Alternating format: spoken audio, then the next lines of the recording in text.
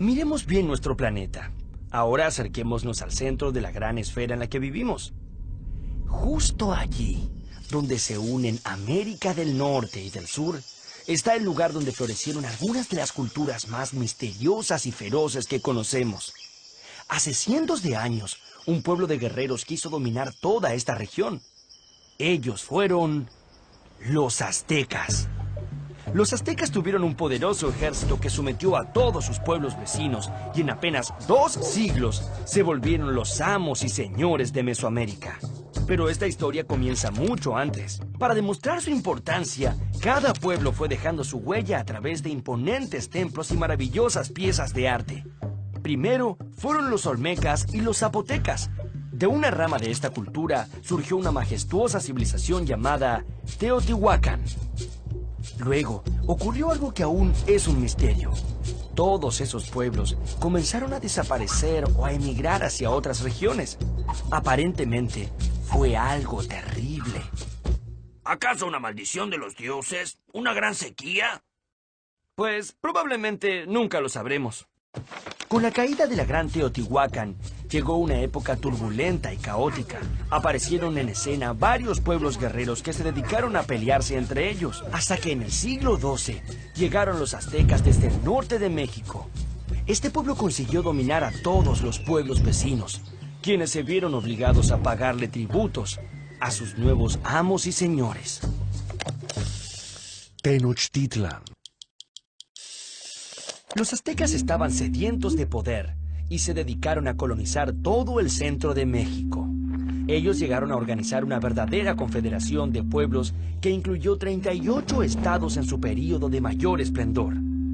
Esos eran muchos lugares para administrar, y los aztecas necesitaban de una capital desde donde dominar a sus súbditos.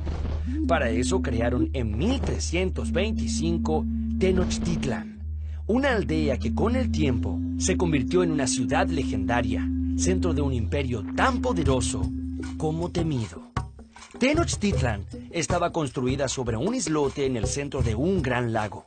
Si pudiéramos viajar en el tiempo a esta gran ciudad, veríamos cómo los canales se conectan con los campos, centros urbanos y el resto de los lagos. Esta es una ciudad llena de tránsito y mucho bullicio.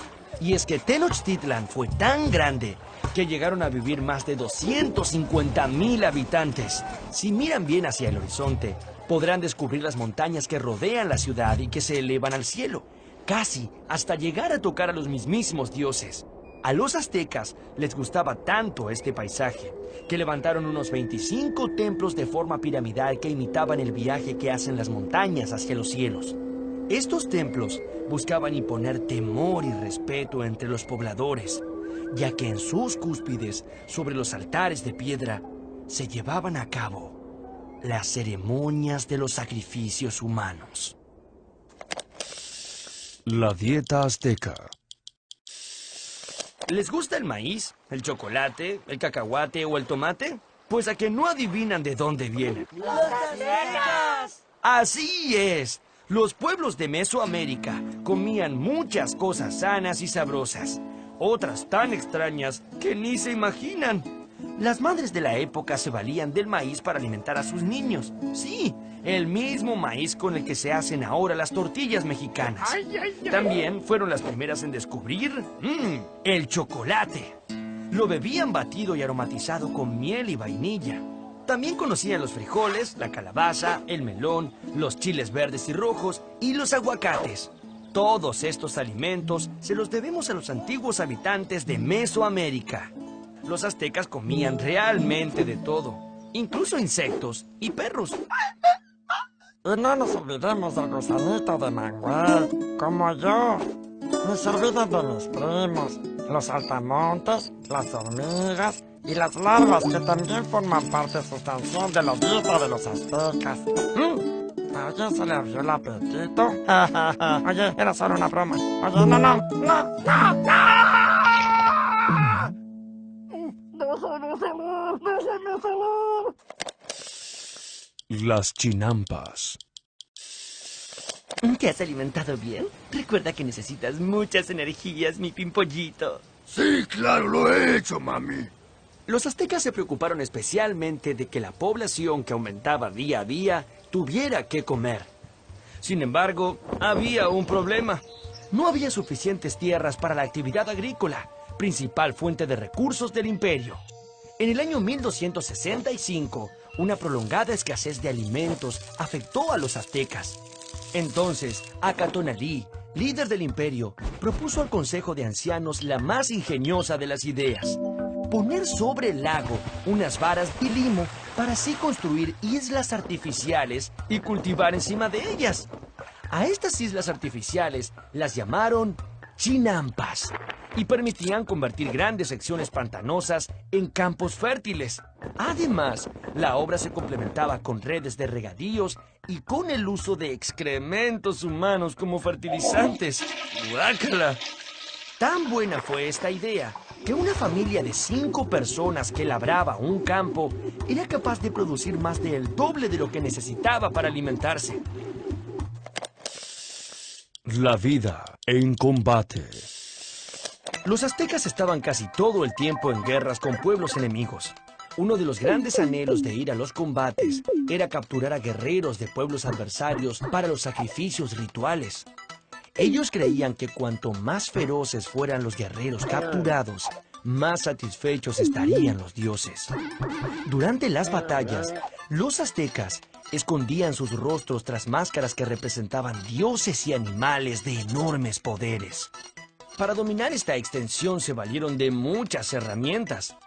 Una de ellas fue infundir temor. Mediante una actitud férrea y despiadada, lograron hacer que nadie quisiera salirse de la raya y así mantener bien unido a todo su territorio. Pero no todo era violencia, ya que los aztecas lograron establecer fuertes lazos comerciales con pueblos vecinos. Los aztecas desarrollaron una elevada producción de bienes y artesanías que eran vendidas en otras ciudades. Los comerciantes viajaban de un lugar a otro y gracias a esto, los aztecas tuvieron un doble beneficio. Por un lado, muchas riquezas y por otro lado, averiguar qué estaban tramando esos pueblos. Aquellos que se dedicaban al comercio de mercancías de lujo tenían también una actividad que era secreta. Servían como espías al soberano azteca. El conocimiento. Muchas civilizaciones se han preocupado por dejar plasmada su visión del mundo y así poder transmitir sus proezas y sus conocimientos de generación en generación. Pues bien, los aztecas dejaron constancia de su historia de conquistas y dominio militar a través de unos símbolos inscritos sobre pieles de venado o telas de algodón. Estos códices repletos de coloridos dibujos son documentos históricos en los que se registraron muchos aspectos de su vida cotidiana. A pesar de los códices, los aztecas no lograron tener un método efectivo de escritura. Como carecían de alfabeto, la representación de un animal u objeto debía realizarse mediante la combinación de dibujos. Para entenderlo mejor, veamos un ejemplo. Escribían el nombre de su capital, Tenochtitlan, dibujando una piedra. Eso era Tena, de la cual brotaba un cactus de nopal. Eso era Nochtri. Como ven, la escritura azteca era muy limitada, así que tuvieron que apoyarse mucho en su tradición oral. Este debe haber sido uno de los motivos por el que exploraron tanto la poesía como método de comunicación. De hecho, había un poema para cada ocasión. Poemas guerreros, poemas sagrados, poemas históricos y poemas enamorados. Esta forma de expresión estaba muy ligada a la música. Poeta y cantor se designaban como la misma persona. Y dice: queridos amigos, yo no les miento, nosotros los aztecas cantamos con sentimiento. Con sentimiento. Los aztecas vivieron muy pendientes del tiempo. Idearon un calendario tan perfecto que les permitía conocer el mejor momento para sembrar o cosechar. Incluso podían predecir grandes eventos climáticos. El calendario solar de los aztecas estaba instalado en un altar redondo en el centro del patio del Templo del Sol. Otra llamativa particularidad de los aztecas era su devoción por el número 20. ¿Qué? Sí, el número 20 era la base de todos sus cálculos, tanto como es el número 10 para nosotros. ¿Habrá sido que en la escuela les enseñaban a contar también con los dedos de los pies? La escuela era muy importante para los aztecas. A partir de los 15 años, eran instruidos en escuelas públicas que el Estado había creado para asegurar la correcta educación de los ciudadanos. Y había dos tipos de escuelas. Una era el Telpuchcali. Allí recibían instrucción en el empleo de armas, artes y oficios, mientras que en la otra, el Calmecac, los jóvenes eran adiestrados para el cumplimiento de los deberes sacerdotales.